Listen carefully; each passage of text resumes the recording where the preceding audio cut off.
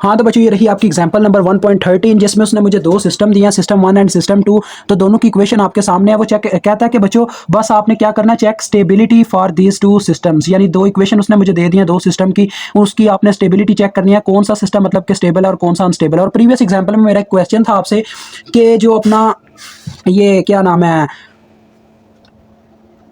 जो आपका अपना मतलब कि लास्ट में एक इक्वेशन थी कि y of T is equal to X of T into cos of T plus one, वो मेमोरी लेस ही क्यों है, ये मैंने आपसे पूछा था बच्चों। अब मैं आपको उसका आंसर दे रहा हूँ। जिन बच्चों ने उसके कमेंट सेक्शन में आंसर दिया कि क्यों है, वो तो यार बहुत बेहतर होगा।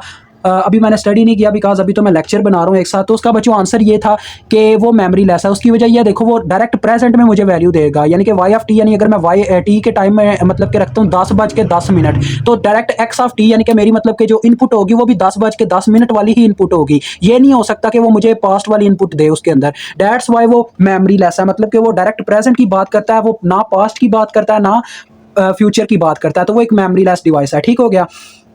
तो कॉजेलिटी भी उसमें होल्ड हो जाती है क्योंकि वो प्रेजेंट टाइम की बात कर रहा है, पास्ट टाइम की बात साथ में कर सकता था लेकिन की नहीं है, और फ्यूचर की उसमें मौजूद नहीं है। डेट्स वाई वो कॉजेलिटी को भी होल्ड करता है। यहाँ पे ये कीड़े एक तो आ गए हैं। तो चलो स्टेबिलिटी को चेक करते हैं। तो बच्चों स्टेबिलिटी पता क्या होती है? स्टेबिलिटी ये होती है एक ऐसा सिस्टम बच्चों जो आपको कह लें जिस तरह से आप इनपुट देते हो उसी तरह से आपको आउटपुट देता रहता है, मतलब कि उसके रिएक्शन में चेंज नहीं होता। यानी कि फॉर एग्जाम्पल मैंने जैसा कि आपको मिसाल दी थी कि आपने कह रहे दो एम्प्लॉय रखे अपने बैंक में, बैंक आपका अपना है, ठीक है, इतने बड़े तो हम अमीर नहीं है पाकिस्तानी, लेकिन फिर भी बात कर रहा हूँ, एक आपका अपना बैंक है। तो आपने दो एम्प्लॉय हायर किए हैं, दोनों के दोनों एम्प्लॉय में से एक एम्प्लॉय जो है उसने पूरे महीने में हर रोज 60 बंदों को क्या किया जी, हैंडल किया है, और दूसरा जो है कभी 50 का रहा है, कभी 45 का रहा है, कभी 40 का रहा है। तो इसमें जो स्टेबल सिस्टम होगा यानी कि स्टेबल एम्प्लॉय होगा वो होगा जिसने 60 रोज के रोज 60 एम्प्लॉय मतलब कि 60% हैंडल किए, ठीक है, तो वो होगा स्टेबल। और जो रोज बार रोज उसकी जिसकी तादाद चेंज हो रही है ना एम्प्लॉय हैंडल करने की, वो अनस्टेबल होगा। यही काम यहाँ पे होगा। देखो पहले सिस्टम 1 चेक करते हैं। तो देखो बच्चों, अगर मैं कह लो y ऑफ टी यानी टी की जगह वैल्यू रखता हूं, कह लो कितनी रखें,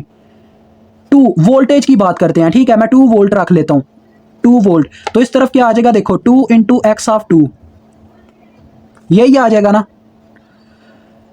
तो देखो ये क्या होगा जी, ये यहाँ पे अब x ऑफ 2 यानी कि मतलब कि x की भी कोई ना कोई वैल्यू हमें सेट करनी पड़ेगी। तो आपको देखें फॉर एग्जांपल बच्चों क्या है कि यहाँ पे t भी मल्टीप्लाई हो रहा है ना, तो आप कुछ यूं रख लो यार कि एक्स ऑफ टी की एक वैल्यू यहाँ पे सेट करके रख लो, ठीक है। एक्स ऑफ टी को एक इनपुट हमें कोई कोई दे देता हूँ। मैं लेट कर लेता हूँ कि हमारी जो इनपुट एक्स ऑफ टी कोई भी टाइम हो वो 5 वोल्ट के इक्वल है, ठीक है बच्चों। एक्स ऑफ टी 5 वोल्ट है, समझ गए मेरी बात को। तो देखो जब मैं यहाँ पे जब मैं वैल्यू पुट करूंगा, यहाँ पे भी टी ही लिख दो, ठीक है, वैल्यू ना पुट करो। यहाँ पे जब वाई ऑफ 2 हम फाइंड आउट करने लगे, यानी जब हम 2 वोल्ट देते हैं आउटपुट के तौर पर, तो हमें मतलब कि जब मैं इनपुट के तौर पे इनपुट के तौर पे जब मैं 2 वोल्ट देता हूँ तो मुझे आउटपुट के तौर पे कितने वोल्टेज मिलते हैं देखते हैं। टाइम की जगह 2 पुट हो गया, यानी कि 2 टी की जगह वैल्यू पुट हो रही है, और एक्स ऑफ टी कितने हैं 5, तो कितने वोल्टेज मिले बच्चों 10 वोल्ट। लेकिन जब मैं वोल्टेज देता हूँ, देखो 3 देता हूँ, 3 देता हूँ, तो तब क्या होगा, यहाँ पे टी की जगह आ जाएगा 3, और एक्स ऑफ टी हमारे पास कितने हैं, वो तो 5 ही हैं, तो ये कितने हो गए 15 वोल्ट, ठीक है, ये तो 15 वोल्ट हो गए। अब बच्चों जरा गौर करो, इस तरह से तो आपको समझ नहीं आ रही, मुझे डायरेक्ट वैसे ही इसकी मिसाल लेनी पड़ेगी, अदरवाइज आप इस तरह से ना कंफ्यूज हो जाओगे, आप समझ नहीं पाओगे। आप लेट कर लो यार, जो मैं वैल्यू मतलब कि टी की लूंगा ना वही एक्स ऑफ टी की ओवरऑल वैल्यू होगी। आप लेट कर लो कि हमारे एक्स ऑफ टी की वैल्यू हम ले लेते हैं, कह लें 3, पहले 1 लेते हैं, फिर 2 लेते हैं, फिर 3 लेते हैं, ऐसे ही टाइम की वैल्यू भी होगी, ठीक है। तो देखो वाई ऑफ 1 हमारे पास, यानी कि जब टाइम की वैल्यू 1 होगी तो क्या आंसर आएगा, देखो 1 इंटू 1, यानी कि टी की वैल्यू भी 1 और एक्स ऑफ टी की वैल्यू भी 1 आ जाएगी। तो ये क्या आ जाएगा, ये डायरेक्ट 1 आ जाएगा, ठीक है। जब हम वाई ऑफ 2 रखेंगे तो क्या होगा, ये आ जाएगा 2 इंटू 2, तो ये तो 4 आ गया, ठीक है। अब तीसरी निकालते हैं, फिर हम जान पाएंगे क्या चक्कर है। ये आ जाएगा 3 इंटू 3। तो देखो बच्चों इसका रिएक्शन अनस्टेबल है। वो कैसे मुझे पता चला, देखो पहले 3 का फर्क आया, यानी कि 3 का इंक्रीमेंट हुआ, दूसरी दफा उल्टा 5 का इंक्रीमेंट हो गया, तीसरी दफा करूंगा तो क्या होगा 7 का इंक्रीमेंट हो जाएगा, 4 4 बार 16, यानी कि ये सिस्टम अनस्टेबल है। ये पता नहीं क्या कर रहा है, कभी क्या कर रहा है, एक आउटपुट दे रहा है, कभी 4 आउटपुट दे रहा है, कभी 9 आउटपुट दे रहा है।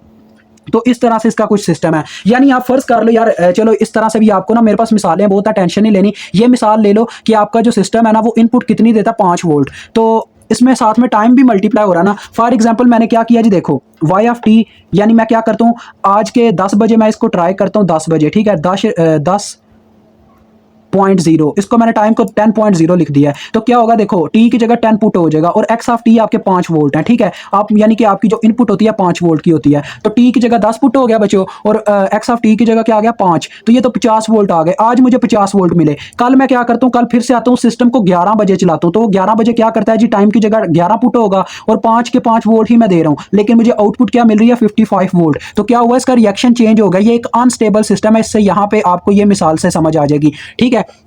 तो ये अनस्टेबल सिस्टम है, ये आप लिख देना S1 इज अनस्टेबल, ठीक है। ये आपका फर्स्ट का आंसर आ गया। अभी मैं आपको ना इसकी डेली मिसाल में मैंने आपको एक वो बैंक मैनेजर वाली दी है, वो भी काफी अच्छी है। और आपने बच्चों अब इलेक्ट्रॉनिक्स में आ जाओ, तो मैं आपको मिसाल देता हूँ। जैसे कि आपको पता है, आपका चार्जर जो होता है सर्दियों में जो होता है वो आपका अच्छी तरह से चार्जिंग करता है और हीट अप भी ज्यादा नहीं होता। उसकी क्या वजह होती है कि वो सिस्टम क्या है, हीट लॉसेस कम हो चुके होते हैं, तो वो भी आपका अनस्टेबल ही होता है एक लिहाज से। अगर हम गहराई यानी कि डीप जाके बात करें ना, तो वो एक अनस्टेबल सिस्टम है, क्योंकि वो क्या कर रहा है जी, जब गर्मियां आती हैं तो वो अच्छी तरह से वर्क नहीं करता, हीट लॉसेस बढ़ जाते हैं, हमारी चार्जर बहुत लेट होती है, ठीक है। और लेकिन जब सर्दियां आती हैं तो वो उसकी इफिशियंसी बढ़ जाती है, क्योंकि हीट लॉसेस कम हो जाते हैं, तो वो एक अनस्टेबल सिस्टम हो गया हमारा चार्जर, ठीक है। तो इसी तरह से आप सिस्टम 2 चेक करें बच्चों, y of T is equal to e की power x of T.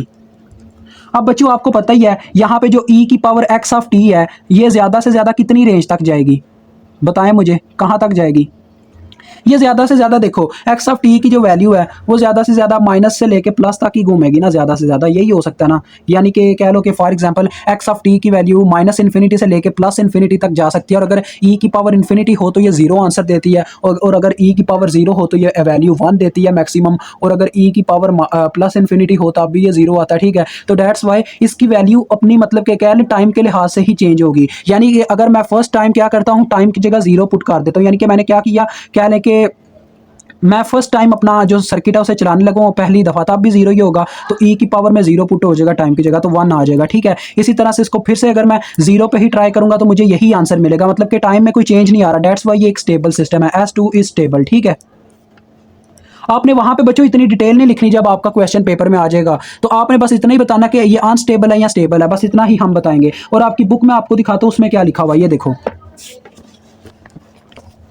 Book ने ना ये लिखा हुआ, देखें सिस्टम 1 के लिए उसने लिखा है कि एक्स ऑफ टी की मैग्नीट्यूड जो है वो लेस देन बी है, ठीक है। तो इसकी रेंज कहाँ तक होगी, एक्स ऑफ टी की -b से लेके b तक, तो लिहाजा ये एक अनस्टेबल सिस्टम हुआ, ठीक है। और उसके बाद जो S2 की उसने बताई कि e की पावर माइनस में और e की पावर पॉजिटिव में, ये इनके सेंटर में y ऑफ टी की मैग्नीट्यूड एग्जिस्ट करती है, डेट्स वाई ये जो सिस्टम है वो अनस्टेबल है, सॉरी। तो ये बस इसने छोटी छोटी बात की हुई है, ये बात वैसे मेरे वाली ही है बच्चों, इसमें बस यही है कह लो एक ही बस इम्प्लॉयर जो क्या करता है जी, स्टेबिलिटी के साथ काम करता है, ठीक है। तो ये आपकी एग्जाम्पल डन हो गई।